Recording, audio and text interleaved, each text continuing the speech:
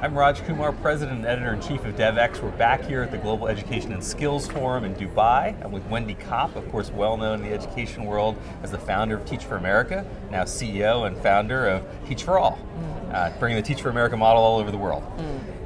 You've been coming to this for years. This is kind of the Davos of global ed. I'm hearing lots of different things from people I'm talking to. Some people feel like we're still kind of stuck in the old debates around education and things aren't really moving. How do you feel? What's kind of the moment we're at in global education today? I'm feeling more optimistic, actually. I think we are having a different discussion than we were having, 5 years ago. It feels to me like we're having a discussion that's very rooted in where we are in the world right now, and people really asking themselves, what do we need to ensure is true for our kids if we're going to be in a better place, 20, 25, 30 years from now? Like, how do we ensure that our kids are growing as the leaders we need to actually, navigate the changing economy and to solve these increasingly complex problems that we face with the environment, with conflict, and even such. Artificial intelligence that people are talking about a lot here. Yeah. Are the robots going to rule us, or are our children going to be prepared for that world? Yeah, but this is a very different discussion. We're talking a lot about it, but do you see more action? Now that you've been doing this work for many years. I think that the discussion does translate into action. I mean, just speaking for ourselves, all of us are a product of our environment, and if we're having discussions about, what are the outcomes we need to be working towards for kids today to ensure that we're in a better place in terms of our collective welfare, we go home and think about, how to operate accordingly. So I know that as it relates to the work of our network, we're orienting in a different direction than we were maybe 5 years ago, And what is that? What's the direction you're heading in? Well, I think what brought all of us to the work was a commitment to equity, just a belief that it's not fair that whole segments of kids just don't have access to the kind of education that would enable them to actually, have choice and opportunity. And I think that's still so important. I mean, it's a huge driver for our work, but we have reoriented to asking ourselves not only how can we ensure our kids have choice and opportunity, but how can we ensure that they're actually gaining the competencies and values and skills and dispositions and awareness and agency and all to be able to improve our collective welfare, like shape a better future for themselves, yes, and that takes choice and opportunity, but also for all of us.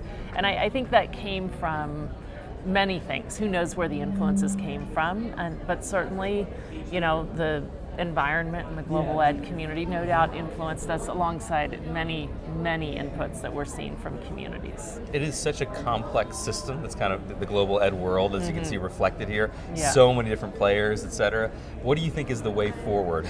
How do you knit together all the different interests and approaches and layers of government and private sector into a model that can work? Obviously, you're one piece of that, but give us a sense before we talk a little more about your work.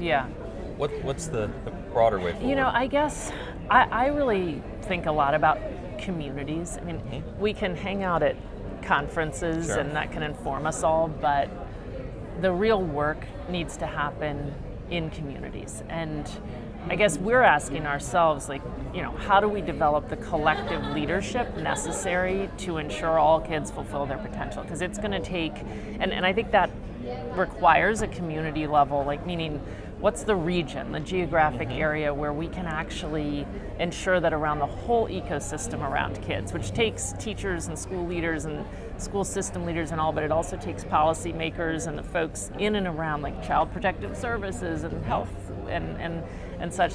How do we ensure that we're all coming together with a shared vision for kids and are working together, learning together, and collaborating to get where we need to be? So your lens at the community level, as opposed to the national, there's a lot of talk about education ministers here. Are you thinking, and I think your own program is at a country level, right? Teach for All will go, there's Teach for Uganda, Teach for Kenya. Yeah. When you say community, what do you mean? I think we need to work at every level, but ultimately, I guess I've come to think that, we can change the policies nationally, but if we don't build capacity and commitment locally, those policies don't go anywhere. And I think if we start with the communities and really engage students and parents and all the stakeholders in a discussion about what do we want to have be true for our kids, we can also move from there to influence the national policies. So, I mean, I think a lot about how do we cultivate that local leadership capacity. And and it brings us back to this conference, like I think one of the key factors is how do we help those local leaders who are rooted in their communities also become globally informed? Like, how do we expose those folks to what's possible, what's working, to the global aspirations? So I think that's where conferences like this and many other, hopefully many other avenues. I mean, I think we need many other ways for local actors to become globally informed.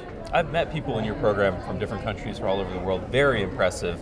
This is what you're trying to do, if I understand it right, at Teach for All, is build up these leaders in their communities, right? Yeah. By getting the very best and brightest out of universities when they graduate into teaching jobs, in the teaching profession, and then hopefully get them invested in the idea of changing the educational system. We've seen that teaching in under-resourced communities is so foundational for the kind of leadership we need, because you build relationships with kids and families that fuel just lifetime commitments, and you see playing itself out the issues in their full complexity. So we are, a network of organizations that are working to galvanize the rising generation of leaders, the most promising future leaders, people of all different backgrounds and career interests, to channel their energy into initially teaching in high-need communities, knowing that that will be just the first step, and ultimately they can help form the ecosystem that we need around kids. I think the closer you get to our work, the more you realize that it isn't just about their leadership, it's about their students' leadership and the students' parents, the other teachers in the schools, and a whole coalition of actors They can catalyze They that. can be one force, but the real leadership we need will go far beyond their own personal leadership. But I think you now have 50,000 alums of the program in the US and the UK. Do I have that right? There are 50,000 in the US alone, and many more across, and growing across the world. We're now in 48 countries and growing, and there are probably about 70,000 alumni overall. Overall. Yeah. So you see the kind of the future you're looking toward is building out these leaders across community to community around the world, and that they will bring the change. Is that message resonating here? I'm not hearing a lot of other people talk about leadership in the same way you do, and I'm wondering, are you feeling like people get that idea that we got to get to the community level? I think I think more so than maybe a couple years ago. Okay. Like, I think we're moving in the right direction. I would say, there are a couple things I think a lot about in terms of wishing and hoping they'll become more central in the agenda and what we all talk about. And one is the need to make a really intentional effort to cultivate leadership capacity around children. I think if you look at most education agendas, we talk about teachers and we talk about curriculum and technology and many things, but often not so much about leadership. I think that's starting to change, but we need to change it even more. And the second piece is around, I've just been shocked through the global experience of the last 10 years at how few opportunities there are for local actors to learn from each other across borders. And I think this conference does represent one opportunity, and yet, of course, it's very limited in terms of who can actually participate. And I think we would radically accelerate progress if we created kind of infrastructures that enable learning and sharing across, that enable, I believe maybe as strongly as anyone that real sustainable, meaningful change in education will come from locally rooted leaders, but those local leaders will move so much faster if they gain exposure and opportunity to connect with others across borders. So I think we need to see much more investment in that, and much more discussion about the imperative of that. So one last question before I let you go. What's next for Teach for All?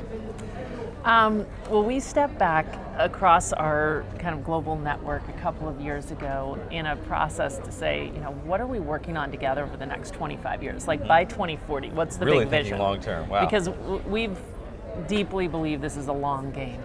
We're fighting very entrenched issues, and so we wanted to embrace a long-term approach. And out of that process, we articulated a vision around whole communities, again, given our belief that communities are really the unit of change. Whole communities all in every region of the world, enabling all of their children to have the education and support and opportunity, because education is the key to transformation, but it's not sufficient, to shape a better future for themselves and all of us. We need to be working towards the kind of education that gives kids the agency and awareness and the skills and the values and all to actually be able to, navigate the turbulent economy, solve these increasingly complex community level and global challenges, so that those communities then inspire and inform a worldwide movement to do this everywhere.